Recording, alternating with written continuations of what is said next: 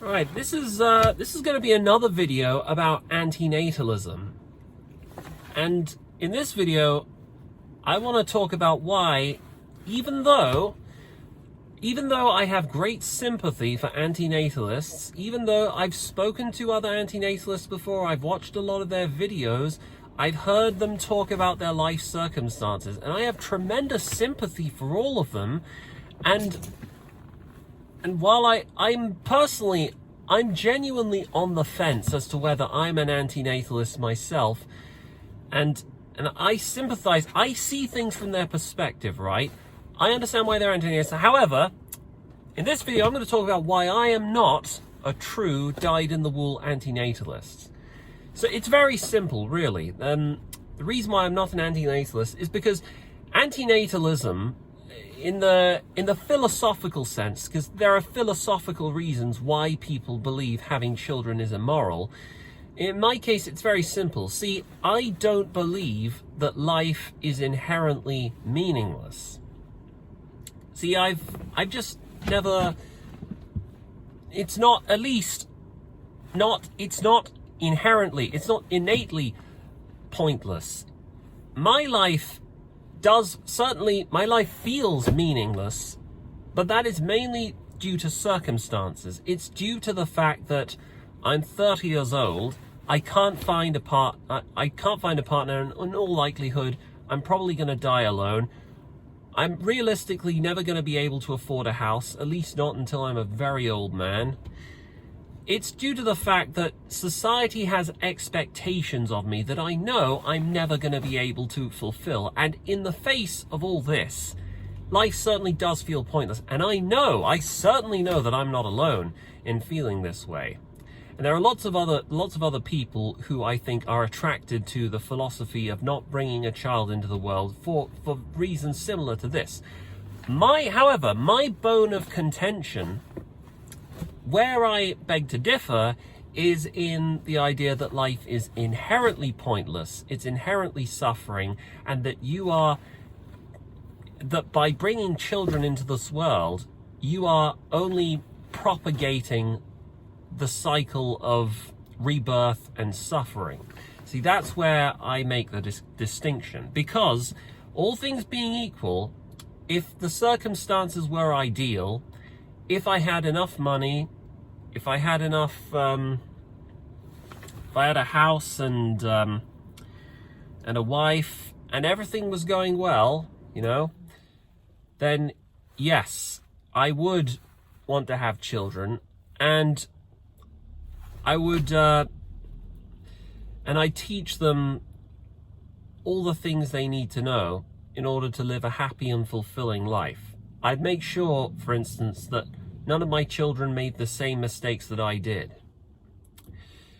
And this is something that I really need to make clear, because maybe this is just my theory, this is just a hypothesis, but I guess there has to be some kind of genetic predisposition that people have that determines how much they want to have children. It may as well be down to hormones and genetics, because how you feel about bringing children into the world, I mean, you either do or you don't. I mean, in my case, it's very simple. See, there have been many occasions where I've been in public, maybe waiting at the bus stop or on the bus or on the train, and there's a baby sat next to me. And whenever I look at the baby, and the baby makes eye contact with me, the baby just stares at me with awe and mystery. And I find that really special. People are going to take this out of context because it's going to sound weird, but I just love children. I love being around children. I feel special when I look at newborn babies, and I want to experience that as a father. I don't know how people feel, like if they've ever seen a newborn puppy or a kitten, but it is said, psychologists and anthropologists have talked about how there's a hormone in the brain called oxytocin. Now, oxytocin is said to be the hormone that's responsible for mothers when they have children. It's the maternal hormone.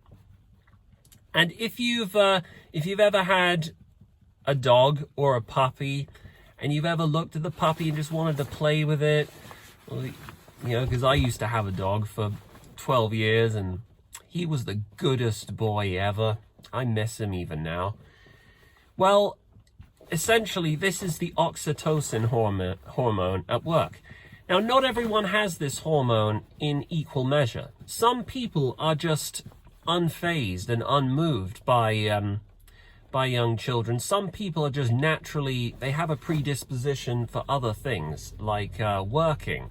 Or some people are just indifferent to the idea of bringing children into the world because they're naturally colder and more, you know, they're less emotionally reactive compared to other people. Those people, you know, their experience is different to mine.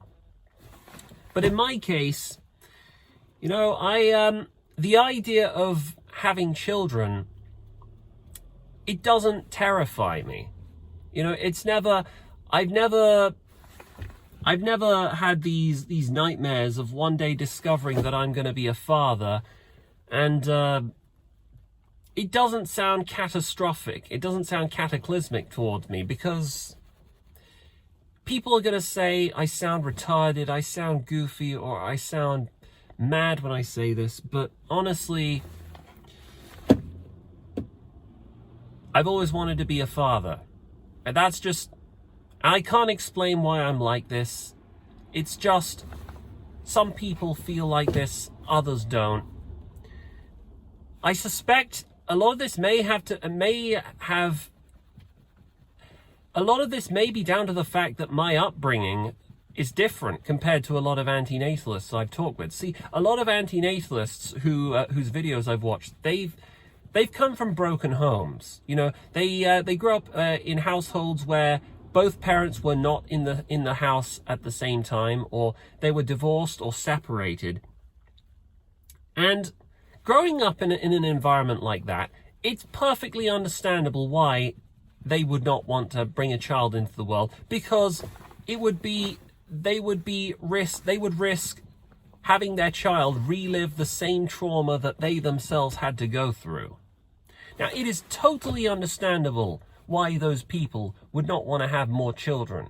And I am in no way trying to imposition my demands and saying that you should have more children anyway, because that would be immoral, it would be selfish, and it would be callous. The decision of whether you want to have children, whether you want to bring children into the world, that is a personal decision, and it's totally down to you. And I don't believe, I'm not one of those people.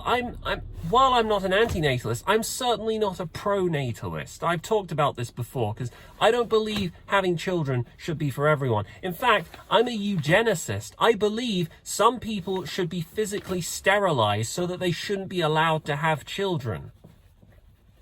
And some people ought to be given incentives so that they can have more children, because I do believe that genetics factors in a great deal as to what kind of life you and your children can expect to have in the future. But anyway, that's more or less the main reason why I feel different.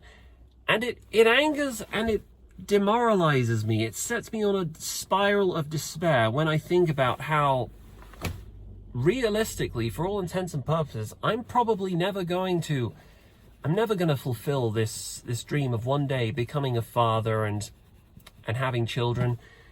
And also, more importantly, you know, in the background of this hope of one day becoming a father, I have to bear in mind the fact that I did not have, well, while I certainly had it better than most other people, you know, because I grew up in a loving family where both my mum and dad were together the entire time until death did them part.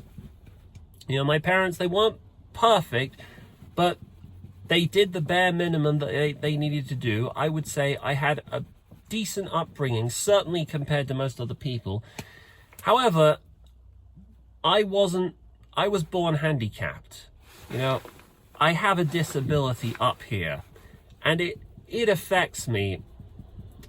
And a lot of the problems I have in my life A lot of the fact that I can't hold down a job for too long, the fact that I have these obsessive interests and these instincts that I can't do much about, the fact that I'm too emotionally reactive and dysregulated, the fact that I have these obsessions and fantasies that I just can't control or rein in, the fact that I'm just bad at socializing and I have to work at it constantly and it's exhausting for me. The fact that I have this neurological disability, which most people don't even recognize as a disability. They just think of it as me being self-centered and a bit of a loner. There is always the risk that I might bring a child into the world who is similar to me. I might bring an autistic child into the world. And I've said this before, and make no mistake, this is not hyperbole. I would rather have a miscarriage than have a son with autism. I don't want to repeat the same cycle of suffering into the world that is similar to the one that I have had.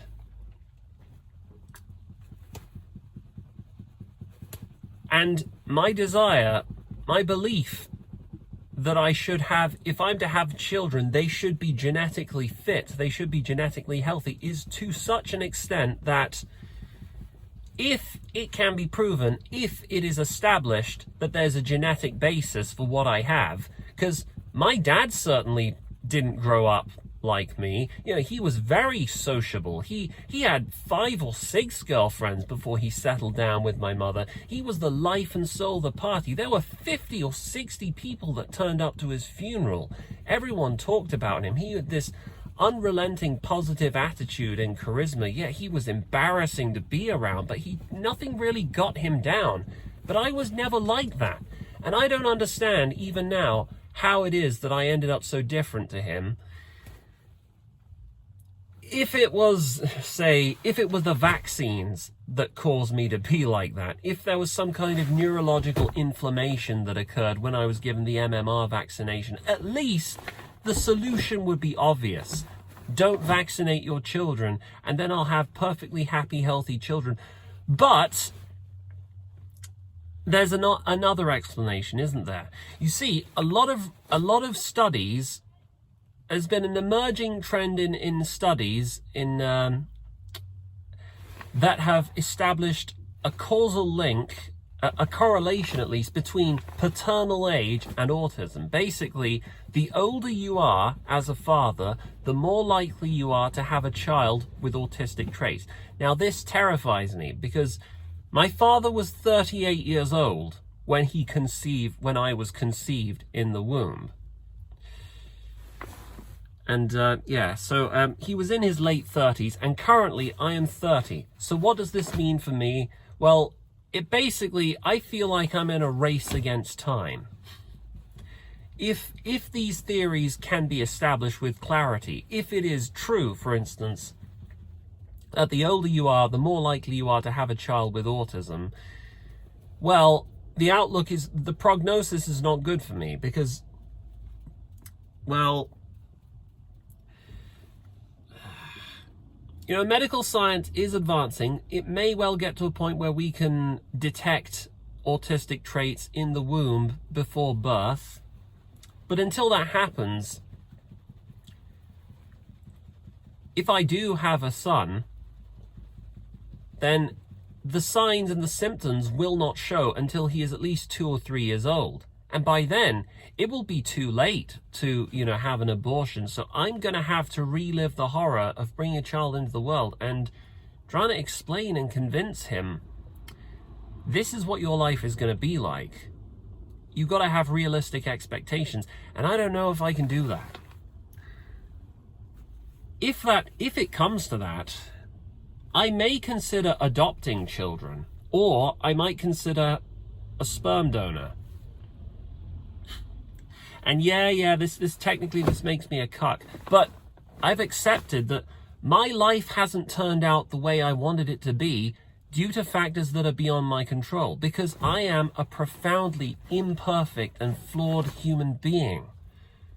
And I don't believe a lot of the choices we make are down to personal agency. I believe that we are all in some way or another indirectly led by an invisible guiding force that we have no control or bargaining power over.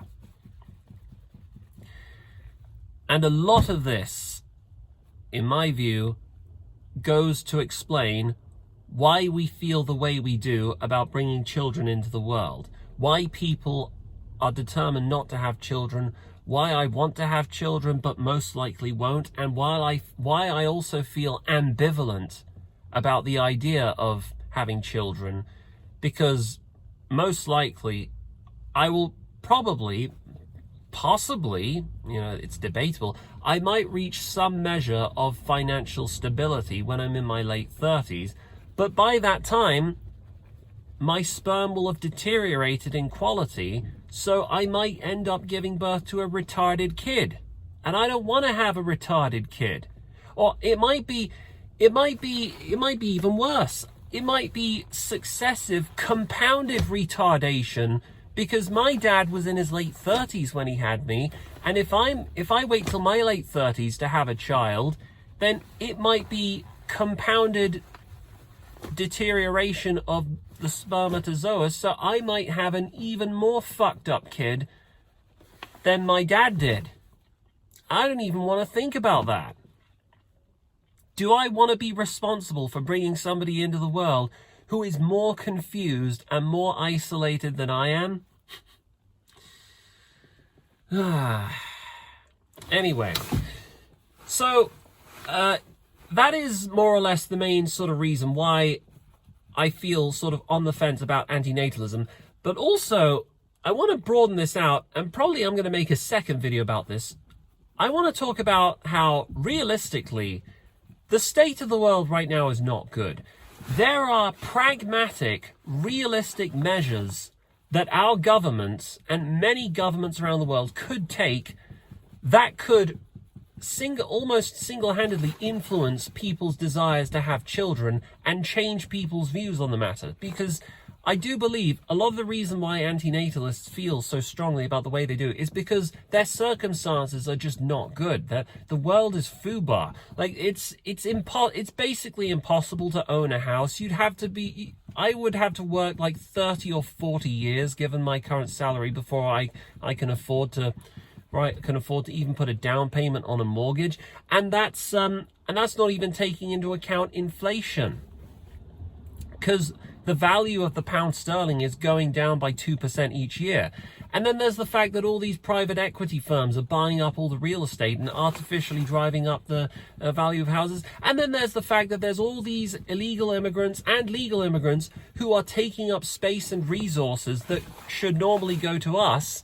So that this is leading to economic scarcity, where a bunch of people, there's excessive competition, we're all competing for the same jobs, we're all competing for the same wages, and we're all competing for the same resources. Now, a sensible government would step in and take in measures to address this, to remedy the situation, so that our lives were more bearable. But we all realistically know that that's not going to happen, at least not anytime soon.